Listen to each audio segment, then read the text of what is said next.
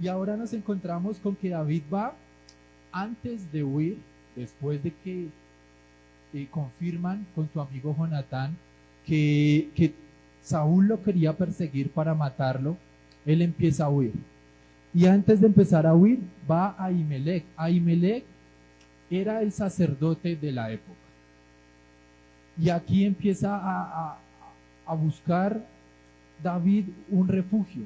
Y ese es el primer punto, un refugio equivocado. Y lo vamos a ver de qué forma él en este capítulo empieza a buscar refugio de una forma equivocada. Siendo David, siendo el rey de Israel, siendo un hombre conforme al corazón de Dios, miren todo lo que, por lo que él pasa. Versículos 3 al 6. Ahora pues, ¿qué tienes a mano? Dame 5 panes o lo que tengas. El sacerdote respondió a David y dijo, no tengo pan común a la mano, solamente tengo pan sagrado, pero lo daré si los criados me han guardado se han guardado a lo menos de mujeres. Y David respondió al sacerdote y le dijo, en verdad, las mujeres han estado lejos de nosotros ayer y anteayer. Cuando yo salí, ya los vasos de los jóvenes eran santos.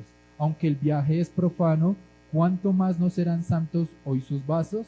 Así el sacerdote le dio pan sagrado, porque allí no había otro pan, sino los panes de la preposición, los cuales habían sido quitados de la presencia de Jehová para poner panes calientes el día que aquellos fueron quitados. ¿Saben? ¿Recuerdan qué son los panes de la preposición? Esos estaban en el lugar santo y allí había una mesa y ponían todos los días 12 panes calientes, todos los días. Solo los sacerdotes podían comer de ese pan. Era un pan consagrado precisamente para los sacerdotes y era parte como del ritual antes de que los sacerdotes entraran al lugar santísimo y hicieran sacrificios y demás cosas. Ahora, cuando David viene, David ya era muy reconocido. Recuerden todo lo que David había hecho. Ya había librado batallas, ya las había ganado, había derrotado a Goliat, había sido la mano derecha de Saúl, pero ahorita se encuentra hasta ahora en el proceso de huir. Y tenía hambre. Tenía mucha hambre. Antes de empezar su ida, él va allí con la intención de buscar algo de comer. No sabía, no tenía tal vez claro para dónde quería ir, pero él tenía hambre y buscó esto. Ahora, pasa algo curioso. El sacerdote accedió a dárselos, aunque David no era sacerdote. ¿Por qué accedió a dárselos? Al ver la necesidad de David. ¿Y David de qué forma vino a buscar esa provisión? De una forma equivocada, ¿cierto? Diciendo mentiras. Diciéndome, dame lo que tenga, he citado a los jóvenes, me están esperando, vamos a una misión ultra secreta. David se creía James Bond aquí. Saúl me encargó para un asunto. No quiso decir la verdad, no fue honesto ante el sacerdote. Empezó a buscar provisión de una forma equivocada, de una forma inmoral, de una forma no correcta. Ahora, en este pasaje podemos ver dos cosas. El sacerdote accedió al ver la necesidad de David. Y este pasaje Jesús lo habla en el Nuevo Testamento. Si quieren me acompañan a Mateo capítulo 12, versículos 1 al 8. Y miren lo que pasa aquí. Este es un paréntesis dentro de la historia. En aquel tiempo Jesús iba por los sembrados en un día de reposo. El día de reposo, ellos, los judíos, lo guardaban desde el viernes cuando caía el sol hasta el sábado cuando caía el sol. Así era que los judíos contaban los días. Entonces, cuando ellos guardaban el sábado o el día de reposo o el sabbat, como de pronto algunos lo hemos escuchado, ellos empezaban desde el viernes en la noche. No sé si ustedes han visto o tienen conocidos judaizantes o ¿cómo se llaman los que guardan el sábado? Los cristianos adventistas. Ellos también desde el viernes en la noche ya no hacen nada, preparan todo como para el día de reposo. Y aquí se encuentra Jesús con sus discípulos en el día de reposo habían muchos sembrados. Y sus discípulos tuvieron hambre y comenzaron a arrancar espigas y a comer. Viéndolo, los fariseos le dijeron: he aquí tus discípulos hacen lo que no es lícito hacer en el día de reposo. En el día de reposo se supone que ellos no debían trabajar. ¿Cómo entendían ellos esto? Lo entendían de una forma equivocada. Esto, si no estoy mal, lo vimos también en Marcos. Ellos cogían las espigas, comían. Cuando usted come una mandarina, cualquier fruta, se le cae una pepa, cáscara, ¿cierto? Se cae algún pedazo de la misma fruta que está comiendo. Y los fariseos lo interpretaban al caer esto como si estuvieran sembrando. Entonces, por eso no se podía hacer según los fariseos en el día de reposo, porque contaba como trabajo. Llevaban al límite todo, al extremo todo. Por eso cuando Jesús está con sus discípulos, tuvieron hambre y ellos cogieron. Imagínese usted tener hambre, ir pasando por Chinauta, que se da de todo. Ve guanábanas, ve mangos, ve naranjas. Y usted de pronto no coger eso. Uno pasa mirando la fruta y deseando comérsela, ¿cierto? Algo así pasaba y ellos tenían hambre. Tenían hambre, iban pasando por los sembrados y anhelaban comer. Y cogieron y comieron. Y viendo a los fariseos, he aquí tus discípulos hacen lo que no es lícito en el día de reposo. Y miren cómo contesta Cristo. Versículo 3. Pero él les dijo: ¿no habéis leído lo que hizo David cuando él y los que con él estaban tuvieron hambre? Refiriéndose al pasaje de Samuel. Versículo 4. ¿Cómo entró en la casa de Dios y comió los panes de la preposición, que no le era lícito comer ni a él ni a los que con él estaban, solamente a los sacerdotes? ¿O no habéis leído en la ley como en el día de reposo los sacerdotes en el templo profanan el día de reposo y son sin culpa? Pues os digo que uno mayor que el templo está aquí. ¿Recuerdan lo que explicaba ahorita Lore en el discipulado? Viene en este texto. Y si supieseis qué significa misericordia quiero y no sacrificio, no condenaréis a los inocentes. Porque el Hijo del Hombre es Señor del día de reposo. En Marcos, esta historia se amplía un poco más, sino que esta es como la versión más corta. En Marcos, Cristo confronta a los fariseos y les dice: si en el día de reposo una oveja se pierde, se va al hueco, ¿usted no la va a ayudar sino hasta el otro día cuando acabe el día de reposo?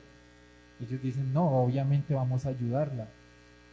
Y Jesús les dice en pocas palabras: ¿por qué tienen más misericordia por un animal que por los inocentes que buscan de Dios? Y nosotros muchas veces actuamos de esa forma. Somos tan santos que muchas veces negamos misericordia a quien la está pidiendo. Muchas veces tomamos tanto Red Bull espiritual que estamos tan elevados que no vemos la necesidad del que está al lado, de nuestra familia, de nuestros vecinos, de nuestros compañeros del trabajo. A veces somos tan espirituales que tenemos más tiempo para venir el domingo y no para sentarnos con nuestros familiares a ver cómo están, para no sentarnos con el enfermo para saber cómo podemos ayudar, para no sentarnos con el hambriento para ver cómo podemos saciar el hambre. Y eso es algo en lo que podemos caer fácilmente. Los fariseos habían caído en esto y totalmente lo habían llevado al extremo.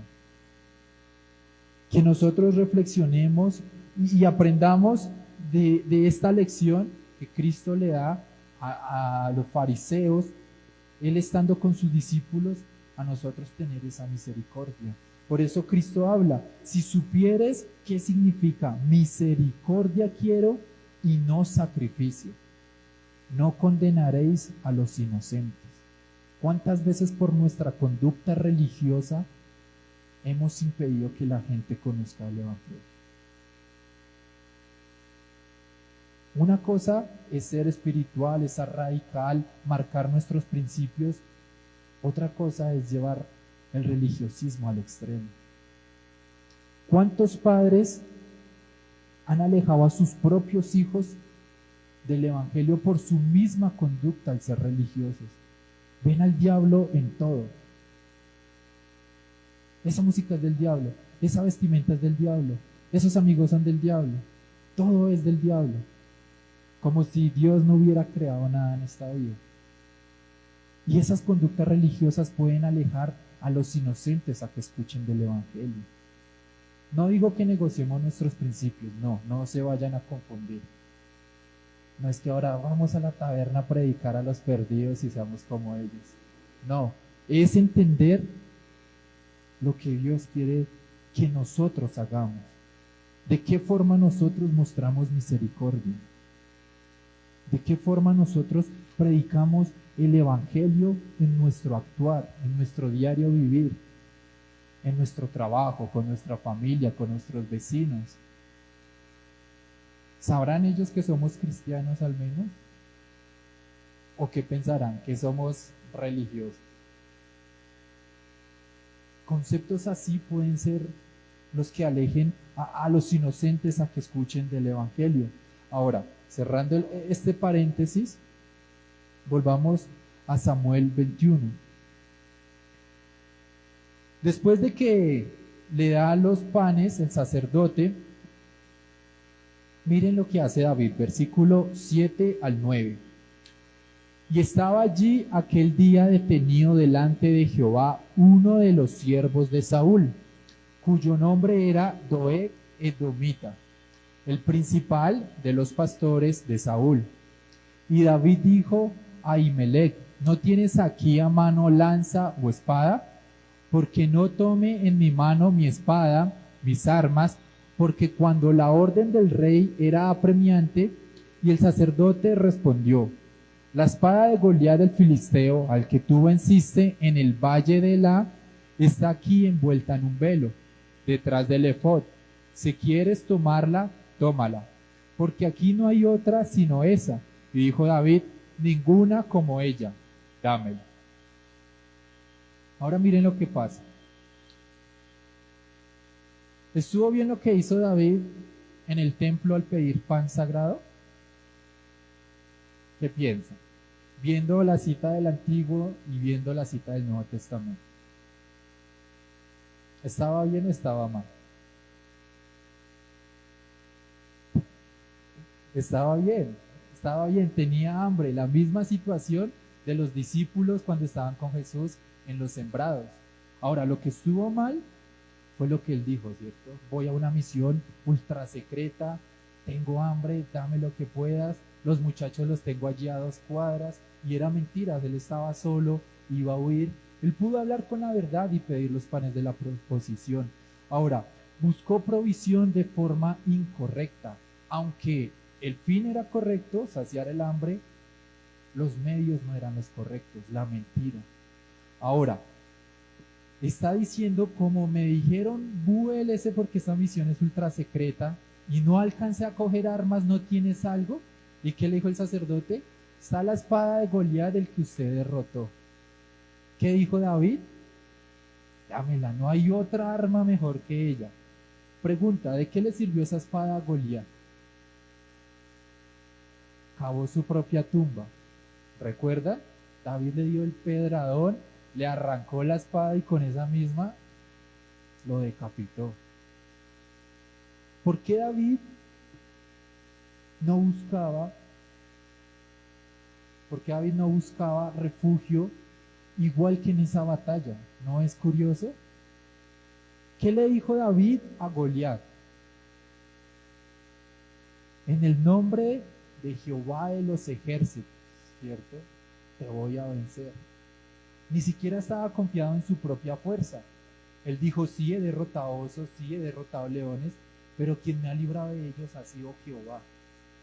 No yo, no porque voy al gimnasio, no porque llevo una vida fit, no, porque Jehová lo libró. Cuando estuvo ante Goliat dijo lo mismo: es en el nombre de Jesús, tú vienes contra mí con espada y jabalina, mientras yo vengo en el nombre del Dios de los ejércitos.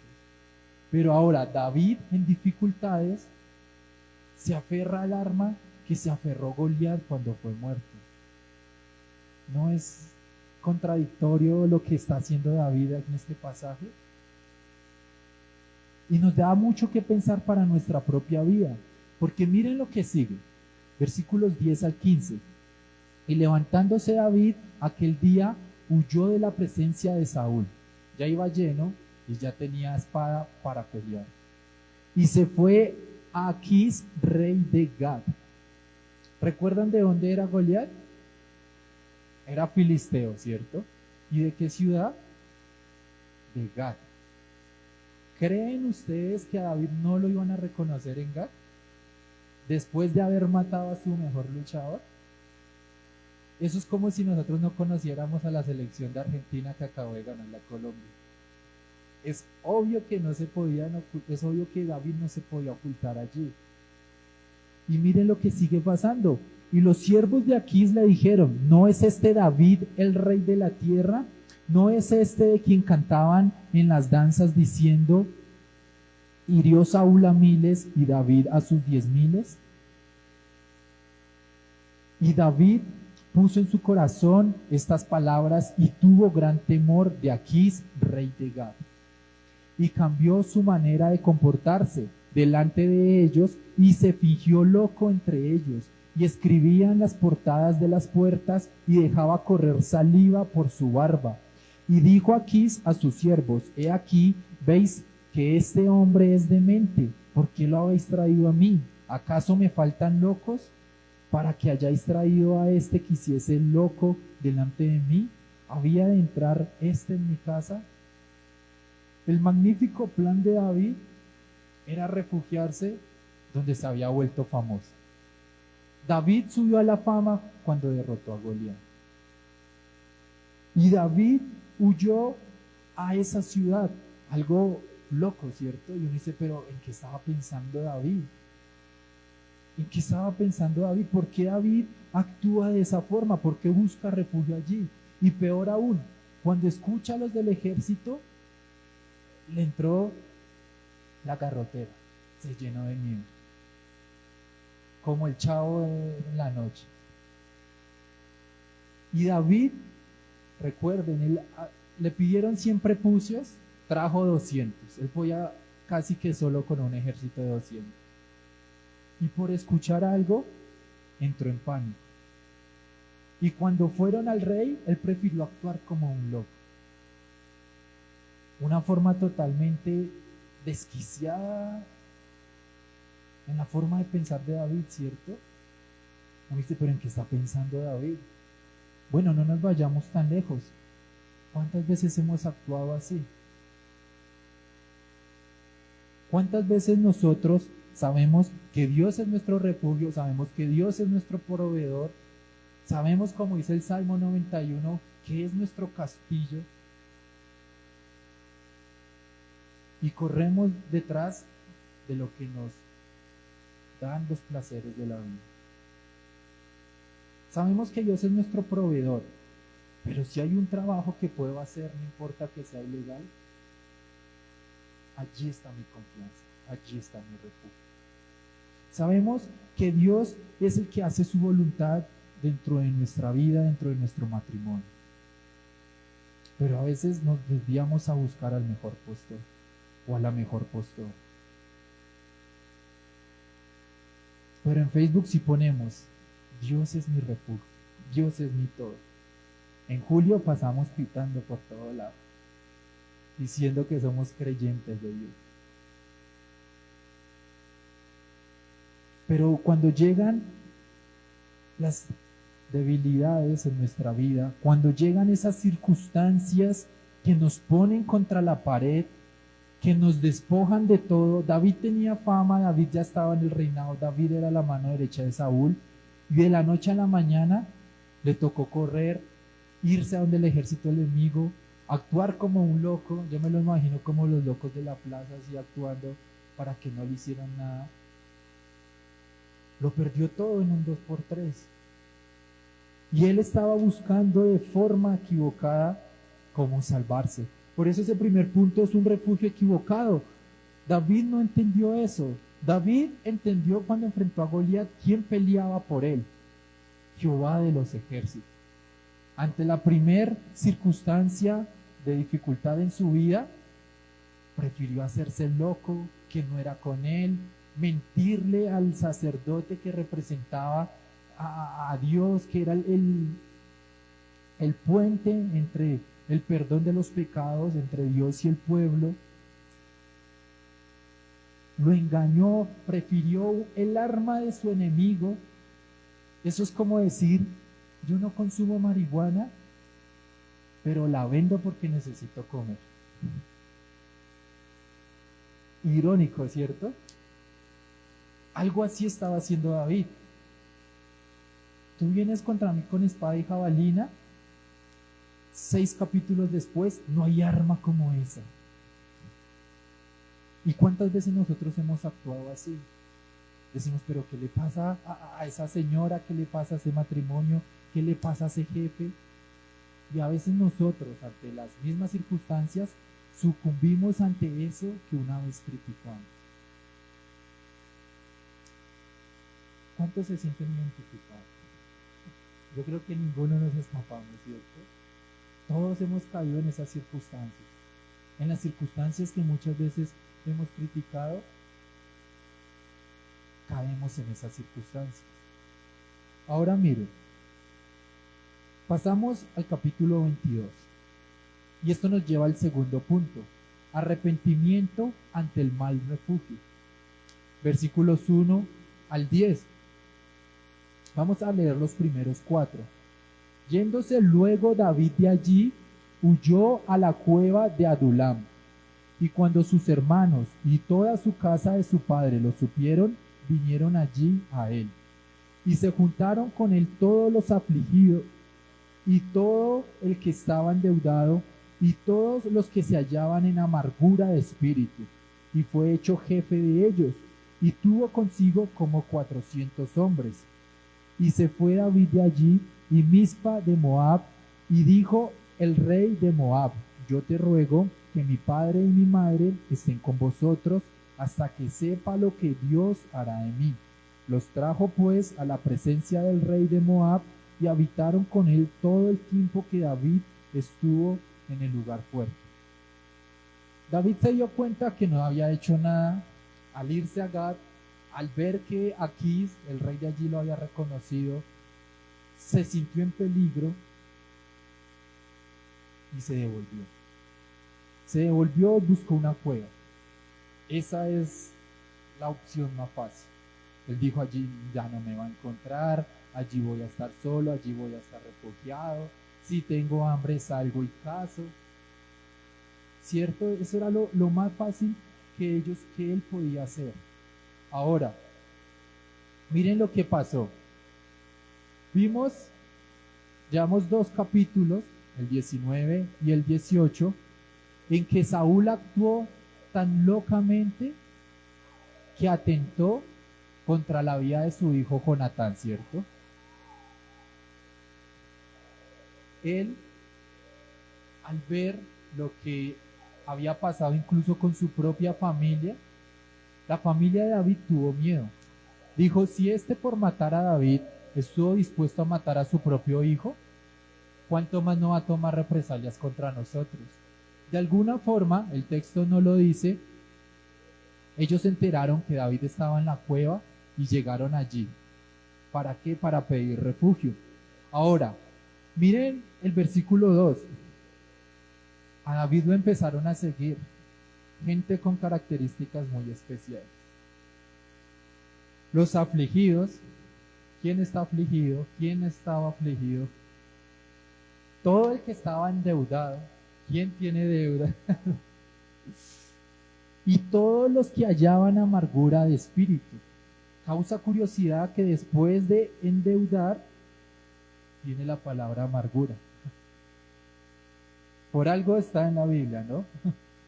Por algo el estrés del día a día muchas veces es las deudas. Y estos fueron los que vinieron a la cueva de David.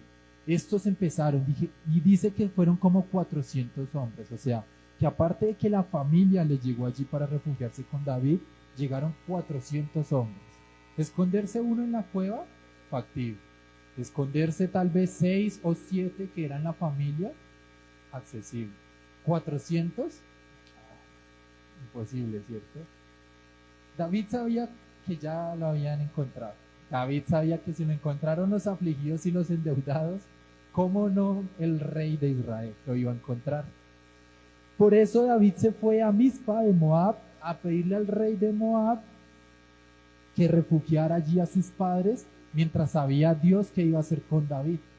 ¿Saben por qué fue allí? Uno dice, bueno, ¿y por qué no fue donde otro israelita o esto?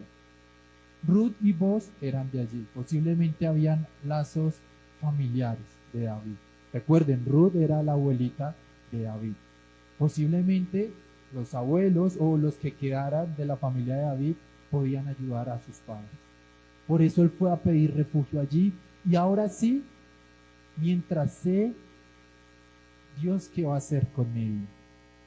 Hasta que no estuvo el límite, hasta que no vio que de la vida de David dependía su familia y dependían los afligidos, los endeudados y los amargados. Ahí sí como que él volvió a esa actitud que lo había llevado a pensar que Dios lo iba a derrotar cuando se enfrentó a Goliat. Versículo 5. Pero el profeta Gad dijo a David: no te estés en este lugar fuerte, anda y vete a tierra de Judá. Y David se fue y vino al bosque de Hareb. Aquí encontramos otro de esos que uno empieza a observar y entiende muchas cosas. Aparece en la escena el profeta Gad. ¿Cuál era la función de un profeta en el Antiguo Testamento? Dar un mensaje de parte de Dios, ¿cierto? El profeta hablaba y era palabra de Dios. Entonces podemos decir que aquí Dios le habló a David y David hizo caso. David dijo, no, la embarré, quise hacer las cosas a mi forma, la embarré, ahora voy a empezar a escuchar la voz de Dios. Ya mi familia está segura, ahora hay unos 400 endeudados que me persiguen, no puedo defraudarlos, no puedo empezar a actuar en mi yo, sabiendo que las consecuencias les van a llegar a ellos. Y David entiende eso. Ahora, hoy en día, ¿cómo podríamos escuchar la voz de Dios en medio de nuestra aflicción? Dándole un pactico de $1,000 al profeta Maldonado. La voz de Dios es por medio de la Biblia, ¿cierto? No necesitamos que se nos aparezca un profeta y haz esto, haz lo otro, no. Tenemos que aprender a leer la Biblia. Tenemos que aprender a escuchar la voz de Dios cuando nos habla. No es casualidad, les decía yo el miércoles, que Dios sea tan reiterativo, ¿cierto? Que nos esté hablando. No solo en Samuel, sino también en el Sermón del Monte. ¿En qué estamos fallando? Cada uno revisaremos. Pero como iglesia, Dios ha sido reiterativo. En despojarnos de todo, en dejar de ídolos tras ídolos y postrarnos delante de Él, pidiendo ese arrepentimiento. Y Dios ha venido hablando de esa forma. Miren cómo sigue, versículos 6 al 8. Oyó Saúl que se sabía de David y de los que estaban con él. ¿Vio? La multitud lo delató. Y Saúl estaba sentado en Gabá, debajo de un tamarisco, sobre un alto, y tenía su lanza en la mano, y todos sus siervos estaban alrededor de él. Y dijo Saúl a sus siervos que estaban alrededor de él: oíd ahora, hijos de Benjamín, os dará también a todos vosotros el hijo de Isaí tierras y viñas, y os hará a todos vosotros jefes de millares y jefes de centenares, para que todos vosotros hayáis conspirado contra mí, y no haya quien me descubra al oído, como mi hijo lo ha hecho, alianza con el hijo de Isaí, ni alguno de vosotros que se duela de mí y me descubra como mi hijo ha levantado a mi siervo contra mí para que me aceche, tal como lo hace hoy. Pobrecito Saúl, ¿cierto? Ay de mí. Se enteró dónde estaba David. ¿Qué es la primera imagen que nos habla de Saúl? Él con su lanza. Él con su lanza, recordemos, esa era la pistola de la época. Esa era la arma más mortal de la época. Y en reiteradas ocasiones hemos visto cómo Saúl actuaba con esta lanza. Atentados a David, atentados a Jonatán. Y ahora él estaba aquí otra vez con su lanza, esperando noticias de David. Recordemos, David no había hecho absolutamente nada para que Saúl actuara así. David no había hecho nada para que Saúl lo persiguiera a muerte. Y esto nos muestra la actitud de alguien que confía más en su apariencia que en lo que Dios puede hacer. Recuerden, Saúl quería guardar su apariencia. Cuando Samuel le dijo, eres un rey desechado, él dijo, sí, pero al menos acompáñeme para que el pueblo vea que yo vine con el profeta. ¿Recuerdan ese pasaje? Él quería guardar su estatus, su apariencia de ese ser el rey todopoderoso, ese rey intocable. No, es que si mi hijo se mete conmigo, atentó contra la vida de su propio hijo, atentó contra la vida de su mano derecha. Simplemente ¿por qué? Porque David empezó a ser más populares en las batallas que él. Eso sería muy triste, ¿no? Que nuestro ego, que nuestro orgullo quisiera opacar la vida de alguien que antes nos quiere ayudar. Y es esa actitud defensiva. Es la actitud defensiva que nos muestra este versículo, otra vez, Saúl con su lanza en su castillo. O sea, ¿quién podía meterse allí? Y dice que el ejército estaba alrededor de él. O sea, no estaba solo, tenía un ejército que lo protegía y que dice, ay de mí, ay de mí.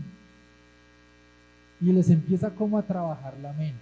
¿Será que el hijo de Isaí, refiriéndose a David, que aparte de que era su mano derecha en el campo de batalla, también era su yerno? Qué lindo suegro. Y el hijo de Isaí, ¿será que les va a dar tierras como yo se las voy a dar? ¿Será que el hijo de Isaí los va a poner por jefes de centenares como yo se los voy a hacer? Y empieza a trabajarles la mente. Y es que ustedes también piensan maquinar como lo hizo mi hijo con el traidor de David. Eso parecía pura novela mexicana haciéndose la víctima. Y así es la gente que no confronta su pecado. Busca excusas en donde no hay. Es que yo sí quiero, pero. Es que me gustaría, pero. Es que hasta que no salga de tal trabajo. Es que tal tío, es que mi familia, es que mis hijos. Es que. Siempre justificando nuestro trabajo y de pronto nos van a hablar de Dios y a la defensiva. Con nuestra lanza al frente. Con un ejército que nos vea y haciéndonos la víctima. Muchas veces nosotros actuamos a sí mismos. Ahora nos identificamos con David y ahora nos identificamos con Saúl. Un texto de hace 3000 años, Dios nos sigue hablando. Ahora, más adelante vamos a ver, y el desenlace tanto de David como de Saúl son totalmente distintos. Versículos 9 y 10. Entonces Doeg edomita, que era el principal de los siervos de Saúl, respondió y dijo, yo vi al hijo de Isaí que vino a Nob. ¿Recuerdan cuando David fue a Nob? Al templo a pedir algo de comida. Y allí se nos dijo que estaba Doeg el edomita. Pues fue el que lo acusó. Versículo 10. El cual consultó por él a Jehová y le dio provisiones y también le dio la espada de Goliat el filisteo. Con todo lo que le convenía. Suficiente para acusar a David y suficiente para acusar al sacerdote de traición. Y esto nos lleva al último punto. Consecuencias de un mal refugio. Versículos 11 al 23. Miren cómo se desarrolla la historia. Versículos 11 al 13. El rey envió por el sacerdote Ahimelech, hijo de Ahitob, y por toda la casa de su padre, los sacerdotes que estaban en Nob, y todos vinieron al rey. ¿Qué hizo el rey? Tráigame a todos los sacerdotes, los necesito aquí. Y Saúl le dijo, oye ahora, hijo de Ahitob. Y él dijo, heme aquí, señor mío. Y le dijo Saúl, ¿por qué habéis conspirado contra mí, tú y el hijo de Isaí, cuando le diste pan y espada y consultaste por él a Dios, para que se levantase contra mí y me acechase como lo hace hoy en día? Vemos un Saúl muy peliculero, ¿cierto? Un Saúl que se montó en toda la trama y ahora todos están en contra de él, y pobrecito él, y su hijo y su yerno, y ahora también el sacerdote.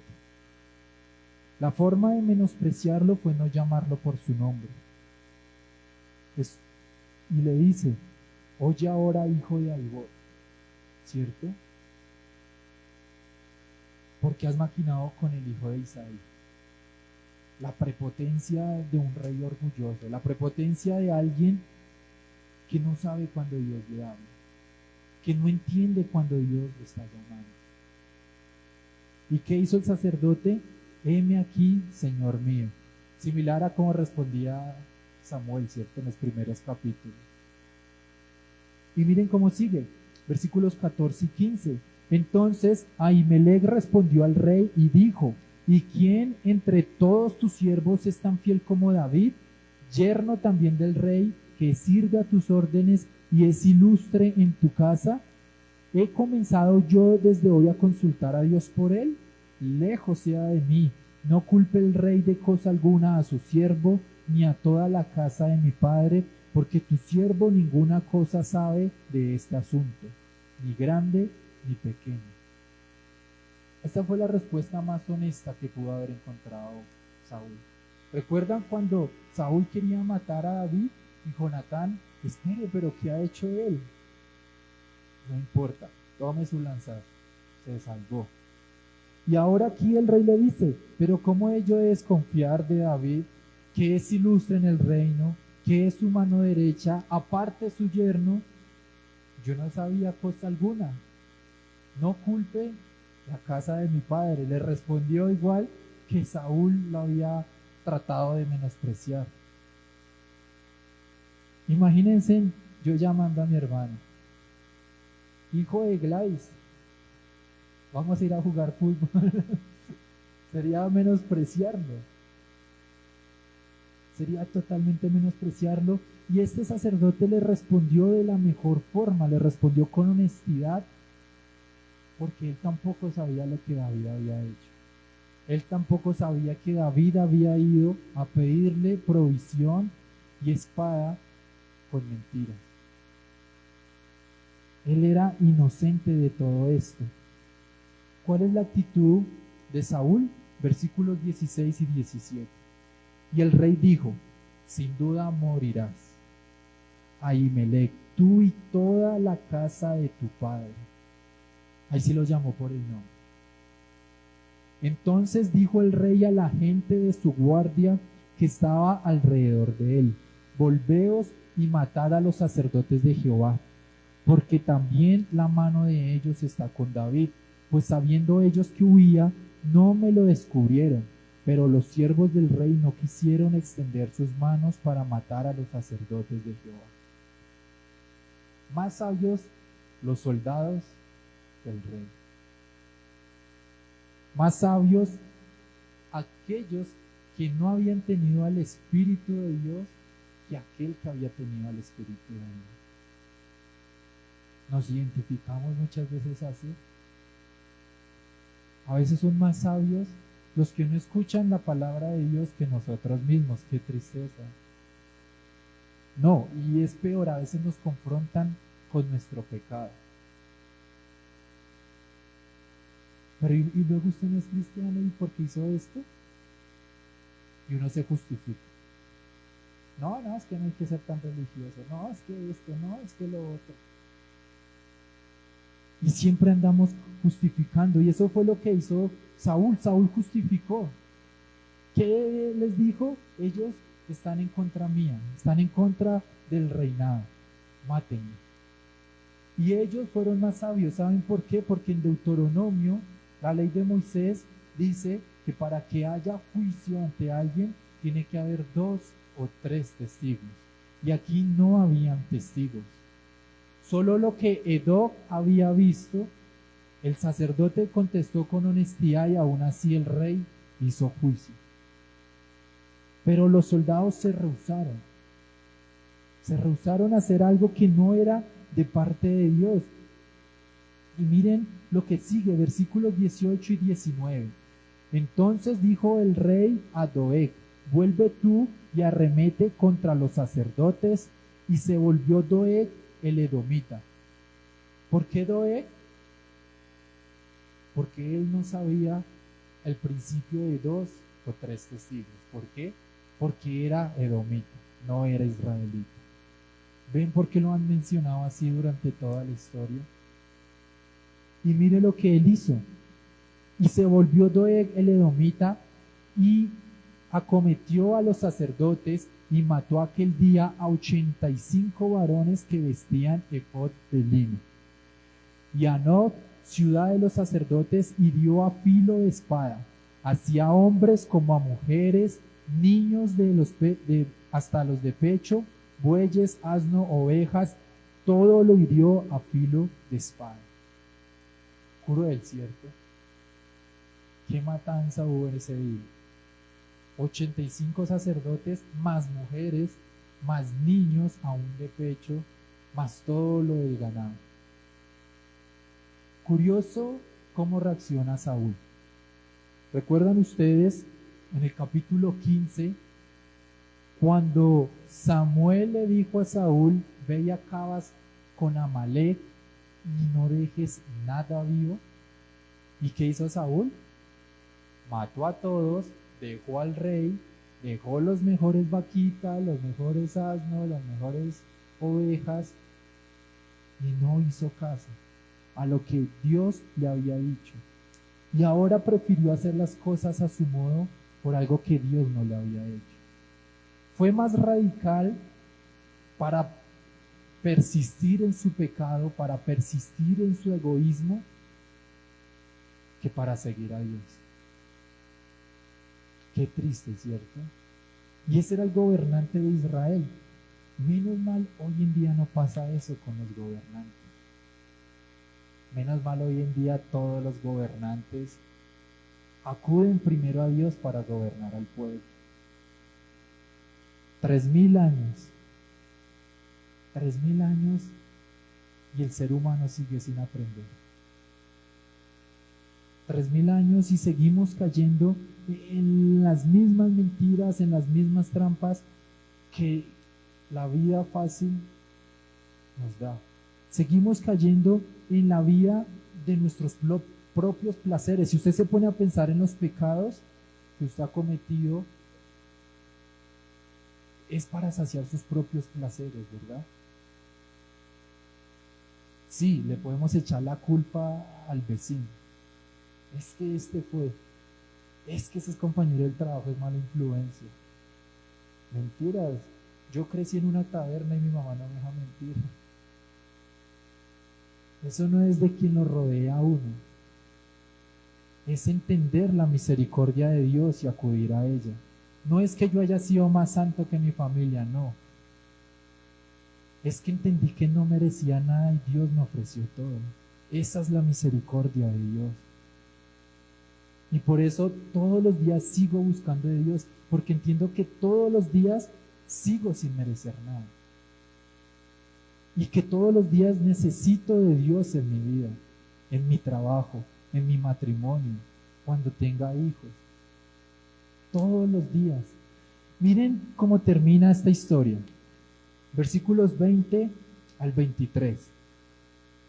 Pero uno de los hijos de Ahimelech, hijo de Ahitob, que se llamaba Abiatar, escapó y huyó tras David. Y dijo David a Abiatar: yo sabía que estando allí aquel día Doeg el edomita, él lo había de hacer saber a Saúl: yo he ocasionado la muerte a todas las personas de la casa de tu padre. Quédate conmigo, no temas, quien buscare mi vida, buscará también la tuya, pues conmigo estarás a salvo. Qué actitud tan diferente, ¿cierto? David pudo haberle dicho a Abiatar: Saúl, ¿qué hizo? Saúl, hermano, pero ¿por qué mató a todos? Él pudo haber pensado eso, ¿cierto? Pero ¿qué hizo David? Fue culpa mía. Por mi culpa mataron a tu padre y a toda tu familia. David no se fue por las ramas, es que fulanito. No, fui yo, el culpable fui yo. Ese día que fui dije mentiras. Ese día dije mentiras siendo consciente quién me veía. Ese día hice esto y lo otro y las consecuencias llegaron a tu familia. Fue culpa mía. Y esas son las consecuencias cuando no buscamos refugio en el lugar correcto. Y vemos la comparación o el contraste marcado entre Saúl, que a rajatabla quería justificar su pecado, atravesare quien se atravesare, y entre David, que con humildad reconoció que le había fallado a Dios. Primero escuchando la voz del profeta y ahora entendiendo que esa matanza había sido culpa de él. ¿Qué conclusiones nos deja este pasaje? El pecado de David trajo muerte a una familia, a toda una familia. Padres, ¿qué hacen con sus hijos? Que sus pecados no vayan a traer consecuencias en su familia. ¿Cuántas veces hemos visto que aquel padre o aquella madre que está en el vicio de apostar, lleva a situaciones económicas muy adversas a su familia? ¿Cuántas veces hemos visto que la infidelidad dentro de un matrimonio afecta la vida de los hijos? ¿Cuántas veces hemos visto que ese padre alcohólico destruye y consume la vida de toda una familia? ¿Cuántas veces hemos visto ese problema de drogadicción dentro de nuestras propias familias, que consume todo? Yo recuerdo que cuando pequeño había un familiar muy lejano que él tenía ese vicio y por su ansiedad quería coger lo que... Y cuando me acuerdo que me decían: hoy viene a visitarnos el primo tal, no dejen nada a la mano y guarden todo. Y yo era pequeño, yo era como de 4 o 5 años. Y cuando el man llegaba, yo lo miraba toda hora las manos, que no se fuera a hallar mis juguetes. Y cuánto más eso trae, ¿no? Y eso trae consecuencias y repercuta en toda una familia. ¿Cuántas veces el trabajo es más importante que la familia? No, hijo, tengo que trabajar. No, hija, tengo que trabajar. No, esposa, tengo que trabajar. Y cuando el trabajo ya no está, la familia tampoco. ¿En qué buscamos nuestro refugio? Nosotros como hijos de Dios, ¿en qué buscamos nuestro refugio? ¿En nuestro trabajo, como si Dios no fuera nuestro proveedor? ¿En nuestra familia, como si nuestra familia nos pudiera dar algo que Dios no? ¿En nuestra salud? No estamos exentos de un accidente. ¿En qué buscamos nuestro refugio? ¿En la iglesia? La iglesia no salva a nadie. Llega un terremoto, estas 4 paredes se caen. ¿En qué buscamos refugio? David lo buscó de forma equivocada. Cuando estuvo a tiempo y fue confrontado por la voz de Dios, él atendió al llamado. Y por esos últimos versículos vemos el arrepentimiento de David. No fue mi culpa. Tengo que asumir mi culpa. Quédate conmigo y no te pasará nada. O como Saúl. Sabemos que es nuestra culpa, pero nos justificamos. Nuestro orgullo es más grande que no nos deja arrepentirnos. Justificamos todas nuestras acciones por encima de quien sea y donde sea. Esa es la actitud de Saúl. Otra de las conclusiones que vemos es Dios, creemos en un Dios soberano, ¿cierto? Todos creemos en un Dios soberano. ¿O será que el coronavirus se le escapó? No, hasta eso él lo tenía bajo control. Y las situaciones en las que nos pone Dios están controladas por Dios, en un Dios soberano. Y esto nos puede llevar a la salvación o a la perdición. Me explico. David falló en este pasaje. Saúl falló en este pasaje. ¿Qué hizo esa situación en David al final del pasaje? Lo llevó al arrepentimiento, ¿cierto? Se olvidó de que era un loco, de que tenía la espada de Goliat. No, ahí sí. Dios, perdóname, hice esto, la embarré, son consecuencias de mis acciones. Por eso cuando llegó Gad, el profeta, hizo lo que el profeta dijo porque sabía que era palabra de Dios. Ahora, Saúl, ¿qué hizo ante las situaciones? La empeoró totalmente, ¿cierto? Una de las cuantas que hemos estudiado. Y aún así, en esta situación, el sacerdote, cuando le respondió de esa forma tan humilde, él pudo haber caído en cuenta, pudo haber postrado, pudo haber pedido perdón. David lo hizo por mucho menos. ¿Por qué Saúl no? Las situaciones en las que estamos, en las que Dios nos pone, es porque Él muestra su misericordia a través de esas acciones. A través de esas situaciones donde Dios nos pone, es para probar nuestra fe. No para ver si publicamos en Facebook, Dios es mi todo, Dios es mi refugio. No, para saber de verdad cómo actuamos ante las situaciones donde Dios nos lleva al límite. ¿Cómo actuamos ante las circunstancias que o nos llevan a los pies de Dios o nos alejan totalmente de Dios, creyendo más en nuestro propio yo, en lo que podamos hacer que en lo que Dios pueda hacer en nuestras vidas? ¿Dónde está nuestro refugio como cristianos?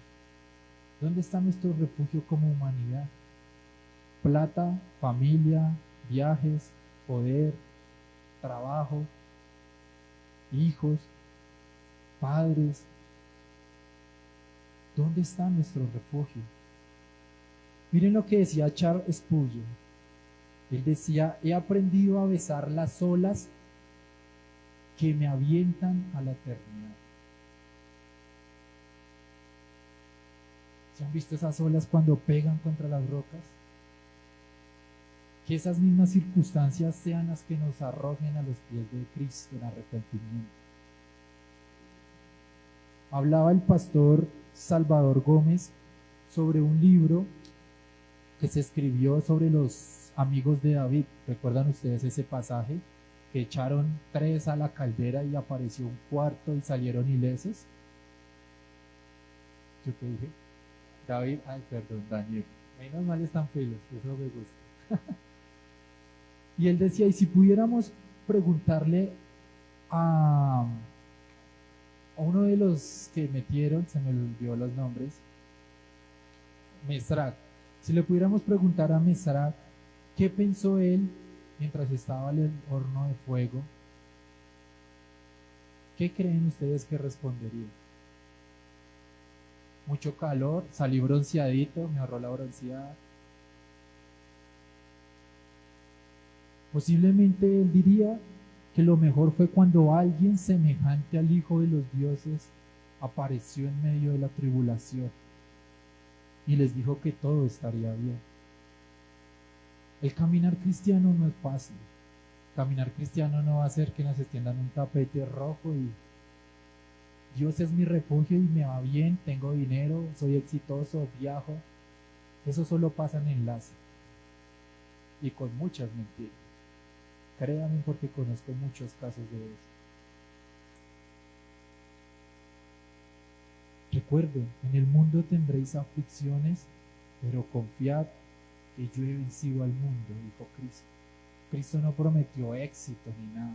Él vino a salvarnos, no a darnos casa. Darnos casa hasta un programa político no lo da. Pero salvación, ni rey, ni pastor, ni presidente, ni equipo de fútbol, nadie. Entonces, que reflexionemos, ¿dónde estamos buscando refugio? ¿En qué nos estamos refugiando? Aún nos podemos refugiar en nuestra vida religiosa, que puede ser aún más peligroso. Creyéndonos santos, ese día nos dirán, de cierto os digo que nunca os conocí. Pero si yo no fallaba ningún domingo, nunca lo conocí. Pero me conectaba todos los miércoles sin falla. Nunca los conocí. Sería muy triste, ¿cierto? Que podamos reflexionar en este pasaje y buscar el verdadero refugio en Dios, que podamos entender si hay algo de que arrepentirnos. Creo que Dios fue claro. Arrepintámonos, buscámosle de corazón, que Él de verdad sea nuestro refugio. Amén. Señor, hoy te damos gracias, Padre. Gracias